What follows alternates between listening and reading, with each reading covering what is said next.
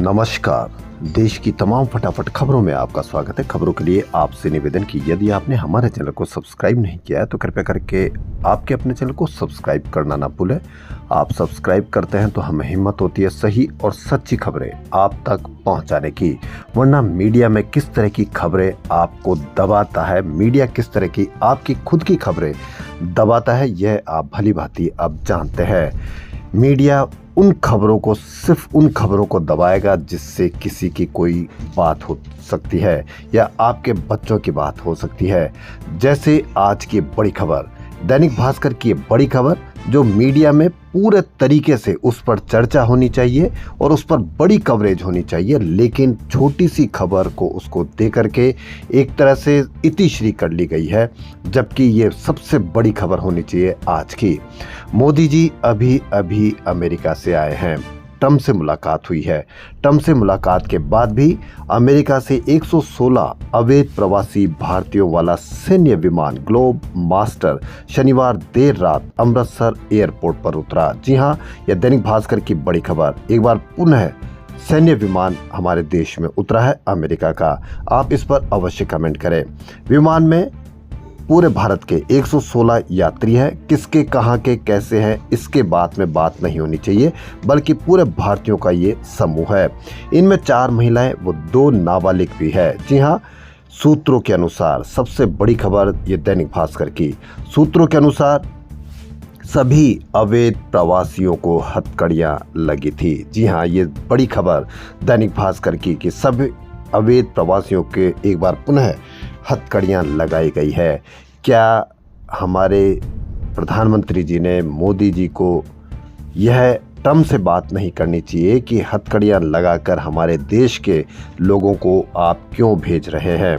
रविवार को अमृतसर में 157 अवैध प्रवासी भारतीयों से भरे एक और प्लेन के उतरने की संभावना है। जी हां, सभी भारतीय एक बार पुनः हथकड़ियां लगाकर भारत में भेजे गए हैं। इसको आप किस तरह से देखते हैं कि अभी अभी हमारे प्रधानमंत्री जी यात्रा करके लौटे हैं, तो यात्रा करने के बाद ही साथ के साथ उन्होंने एक हवाई जहाज भेजा जो खुद का था, और वह भी सैन्य हवाई जहाज, और उसमें हमारे भारतीयों को एक बार पुनः हथकड़ी लगाकर भेजा गया। ये दैनिक भास्कर की बड़ी खबर है। एक बार पुनः हम प्रयागराज भी लेकर चलते हैं।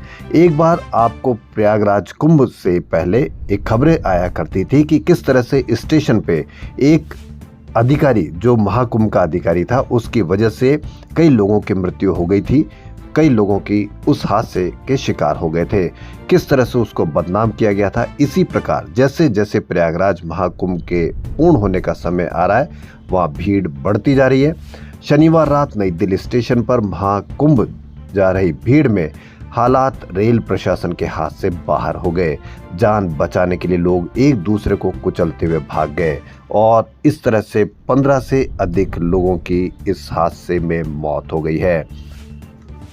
वहीं महाकुंभ में एक और खबर, महाकुंभ में शनिवार को फिर आग लग गई। मेला क्षेत्र के सेक्टर 18 और 19 में कई पंडाल जलकर खाक हो गए। यहाँ पर भी कोई आप मीडिया में किसी प्रकार की कोई खबर नहीं देखेंगे। दोनों खबरों पर, यानी रेलवे स्टेशन पर और फिर महाकुंभ में लगी आग के बारे में किसी विपक्षी नेता ने तो कुछ तो बयान दिया होगा। मान लो कि विपक्षी नेता ने कुछ भी बयान नहीं दिया तो किसी व्यक्ति को तो कोई तो तकलीफ हुई होगी। वहाँ रेलवे स्टेशन पर जब कोई यात्री की मौत हुई होगी तो उसके परिजन ने कुछ तो बात कही होगी कि किस तरह से अव्यवस्था की वजह से उसका परिजन इस हादसे का शिकार हो गया। लेकिन आप किसी भी मीडिया पर न तो इसके बारे में कोई चर्चा देखेंगे और न ही किसी मीडिया पर आप किसी भी परिजन के परिवार के लिए जो हादसे का शिकार हो गया, किसी भी परिजन का कोई इंटरव्यू नहीं देखेंगे। इसलिए मीडिया आपकी खुद की खबर, जहां आप हादसे का शिकार हो रहे हैं, उसकी भी खबर आपको दबाई जा रही है। यही खबर अगर कहीं दूसरी जगह हो रही होती तो मीडिया किस तरह से इन खबरों को बढ़ावा देता, यह आप भली भांति जानते हैं। इसलिए अभी भी आपसे निवेदन है, उन खबरों को आप बढ़ावा दें जिनसे या जिनमें आपकी खबर जुड़ी हुई है। वरना आपको किस तरह से मीडिया दिखाता है, यह आप अब अवश्य कमेंट करके बताएं।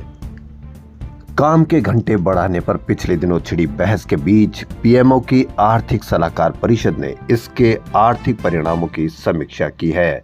परिषद ने एक रिपोर्ट में कहा कि काम के घंटे 1% भी बढ़ाए तो जीडीपी औसतन 1.7% बढ़ जाएगी। यानी अब आप तैयार रहिए कि आपके काम के घंटे शायद बढ़ाने की उम्मीद ज्यादा हो सकती है। 1% ज़्यादा बढ़ना जीडीपी कहाँ तक होगा या नहीं होगा ये तो बात की बात है, लेकिन घंटे आपके अवश्य बढ़ने वाले हैं। इस पर आप अवश्य कमेंट करके बताएं। मुंबई की न्यू इंडिया कोऑपरेटिव बैंक पर रिजर्व बैंक की पाबंदी के बीच बड़ा खुलासा हुआ है कि बैंक के तत्कालीन जनरल मैनेजर ने 2 ब्रांच के सेफ डिपॉजिट बॉक्स में रखे 122 करोड़ रुपए का गबन किया था। इस हेराफेरी के बारे में पता चलने के बाद पुलिस ने केस दर्ज कर आर्थिक अपराध शाखा EOW को जांच के लिए सौंप दिया गया है। आपका 122 करोड़ रुपए का गबन कर लिया गया। चीफ डिपॉजिटरी बॉक्स में रखे 2 ब्रांच के सेफ डिपॉजिट बॉक्स में रखे उनके जनरल मैनेजर ने। आप कहीं पर भी मीडिया पर इसकी कोई चर्चा नहीं देखेंगे कि 122 करोड़ रुपए कितने लोगों के इसमें गबन हो गए हैं। किसी ने तो जिसके 122 करोड़ रुपए गायब हुए, जिन लोगों के, किसी ने तो कोई चर्चा की होगी, किसी ने तो कहीं कोई बात कही होगी, किसी को तो कोई तकलीफ हो रही होगी, लेकिन आप मीडिया पर इसकी कोई भी खबर नहीं देखेंगे कि किसी व्यक्ति को भी इसके कारण तकलीफ हुई हो। सिर्फ उन खबरों को दिखाया जाएगा जो इससे जुड़ी हुई है। और किसी विपक्षी नेता ने तो इसके बारे में बयान दिया होगा, लेकिन इस बयान को भी आपको कहीं कोई नहीं दिखाया जाएगा। इजराइल हमास युद्ध विराम समझौते पर आशंकाओं के बीच हमास ने 3 बंधकों को रिहा कर दिया। ये बंधक 7 अक्टूबर 2023 से हमास के कब्जे में थे। इसी बीच अमेरिका के राष्ट्रपति डोनाल्ड ट्रंप ने कहा कि यदि इजराइल गाजा में सैन्य अभियान फिर से शुरू करने का फैसला करता है तो वो उनका साथ देंगे। खबरों में फिलहाल इतना ही। यदि आपको हमारा चैनल पसंद आए तो एक बार पुनः आपसे निवेदन, उन खबरों को बढ़ावा दे जिनमें आपकी खबर हो, वरना मीडिया किस तरह से खबरें दबाता है, किस तरह से वो आपको बताता है।